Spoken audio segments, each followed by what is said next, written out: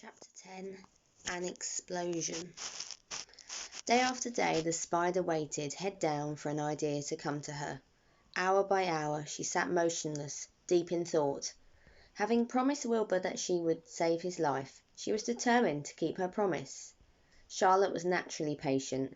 She knew from experience that if she waited long enough, a fly would come to her web, and she felt sure that if she thought long enough about Wilbur's problem, an idea would come to her mind. Finally, one morning, towards the middle of July, the idea came. "Why, how perfectly simple," she said to herself. "The way to save Wilbur's life is to play a trick on Zuckerman. If I can fool a bug," thought Charlotte, "I can surely fool a man. People are not as smart as bugs." Wilbur walked into his yard just at that moment.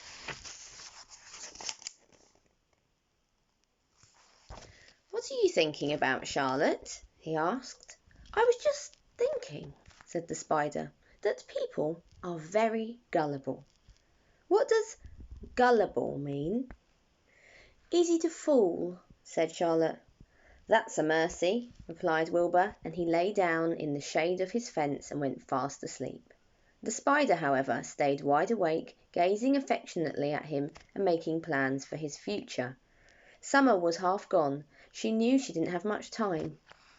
That morning, just as Wilbur fell asleep, Avery Arable wandered into the Zuckermans' front yard, followed by Fern. Avery carried a live frog in his hand. Fern had a crown of daisies in her hair. The children ran for the kitchen. "Just in time for a piece of blueberry pie," said Mrs. Zuckerman. "Look at my frog," said Avery, placing the frog on the drain board and holding out his hand for pie. "Oh, take that thing out of here," said Mrs. Zuckerman. "He's hot," said Fern. "He's almost dead, that frog." "He is not," said Avery. "He lets me scratch him between the eyes." The frog jumped and landed in Mrs. Zuckerman's dishpan full of soapy water. "You're getting your pie on you," said Fern. "Can I look for eggs in the hen house, Aunt Edith?" "Run outdoors, both of you, and don't bother the hens." "Oh, it's getting all over everything," shouted Fern. "His pie is all over his front." "Come on, frog," cried Avery. He scooped up his frog. The frog kicked, splashing soapy water onto the blueberry pie. "Another crisis," groaned Fern. "Let's swing in the swing," said Avery. So the children ran out to the barn. Mr. Zuckerman had the best swing in the country. It was a single long piece of heavy rope tied to the beam over the north doorway. At the bottom end of the rope was a fat knot to sit on. It was arranged so that you could swing without being pushed. You climbed a ladder to the hayloft, then holding your rope, you stood at the edge and looked down. And then you were scared and dizzy. Then you straddled the knot so that it acted as a seat. Then you got up, all of your nerve, took a deep breath, and jumped. For a second you seemed to be falling to the barn floor below, but then suddenly the rope would begin to catch you and you would sail through the barn door going a mile a minute, with the wind whistling in your eyes and ears and hair. Then you would zoom upwards into the sky and look up at the clouds, and the rope would twist and you would twist and turn with the rope. Then you would drop down, down, down, out of the sky and come sailing back into the barn, almost into the hayloft. Then out again, not quite so far this time. Then in again, then out, then in, and then you jump off and fall down and let somebody else try it.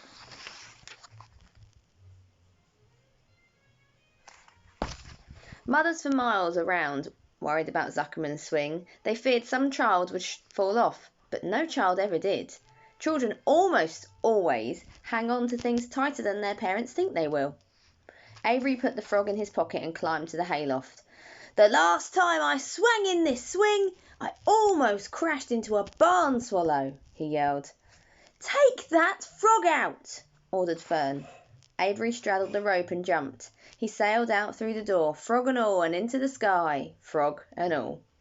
Then he sailed back into the barn. "Your tongue is purple," screamed Fern. "So is yours," cried Avery, sailing out again with the frog. "I have hay inside my dress. Oh, it itches." called Fern. Scratch it! Yelled Avery as he sailed back.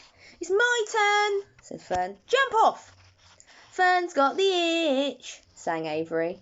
When he jumped off, he threw the swing up to his sister. She shut her eyes tight and jumped. She felt the dizzy drop, then the supporting lift of the swing.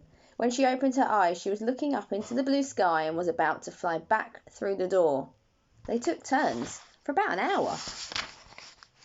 When the children grew tired of swinging, they went down towards the pasture and picked wild raspberries and ate them. Their tongues turned from purple to red. Fern bit into a raspberry that had a bad-tasting bug inside it. Ooh, and got discouraged. Avery found an empty candy box and put his frog in it. The frog seemed tired after his morning in the swing. The children walked slowly up towards the barn. They too were tired and hardly had enough energy to walk. Let's build a tree house, suggested Avery. I want to live in a tree with my frog. I'm going to visit Wilbur, Fern announced. They climbed the fence into the lane and walked lazily towards the pig pen. Wilbur heard them coming and got up. Avery noticed the spider web, and coming closer, he saw Charlotte. Hey, look at that big spider, he said. It's tremendous. Leave it alone, commanded Fern. You've got a frog. Isn't that enough? That's a fine spider, and I'm going to catch it, said Avery. He took the cover off the candy box. Then he picked up a stick. I'm going to knock that old spider into this box, he said. Wilbur's heart almost stopped when he saw what was going on. This might be the end of Charlotte if the boy succeeded in catching her. You stop it, Avery, cried Fern. Avery put one leg over the fence of the pig pen. He was just about to raise his stick to hit Charlotte when he lost his balance. He swayed and toppled and landed on the edge of Wilbur's trough. The trough tipped up and then came down with a slap. The goose egg was right underneath. There was a dull explosion as the egg broke, and then a horrible smell.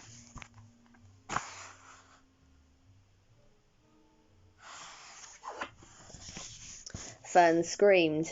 Avery jumped to his feet. The air was filled with the terrible gases and smells from the rotten egg. Templeton, who had been resting in his home, scuttled away into the barn. Good night! Screamed Avery. Good night! What a stink! Let's get out of here! Fern was crying. She held her nose and ran towards the house. Avery ran after her, holding his nose. Charlotte felt greatly relieved to see him go. It had been a narrow escape. Later on that morning, the animals came up from the pasture. The sheep, the lambs, the gander, the goose, and the 7 goslings.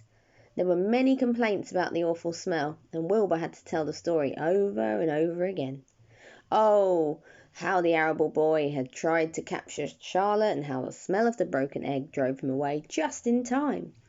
It was that rotten goose egg that saved Charlotte's life, said Wilbur. The goose was proud of her share in the adventure. I'm delighted that the egg never hatched, she gabbled. Templeton, of course, was miserable over the loss of his beloved egg, but he couldn't resist boasting. It pays to save things, he said in his surly voice.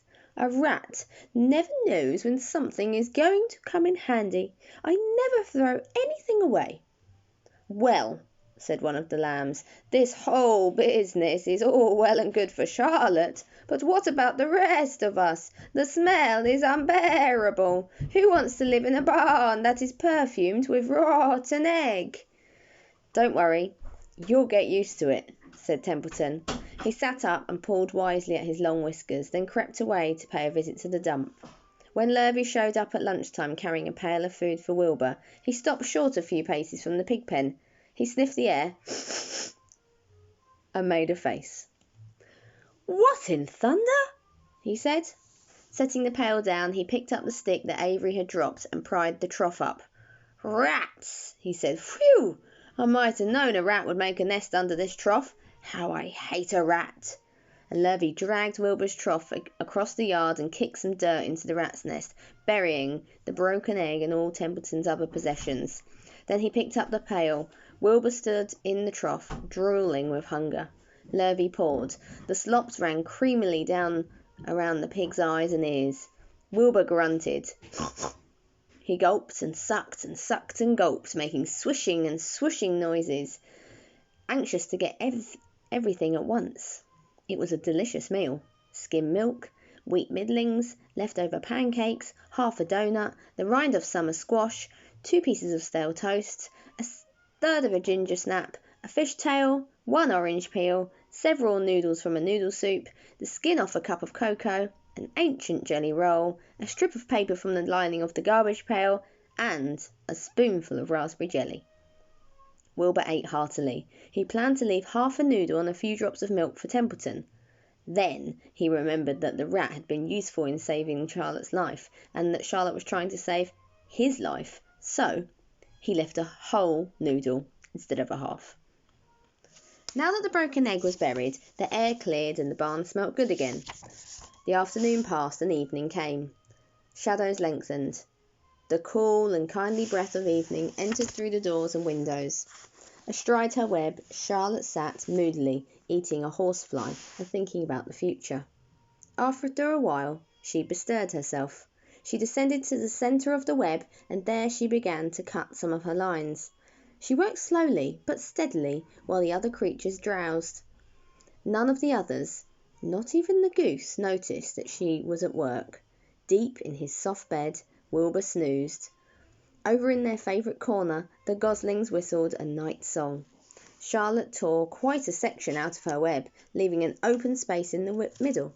Then she started weaving something to take the place of the thread she had removed. When Templeton got back from the dump around midnight, the spider was still at work.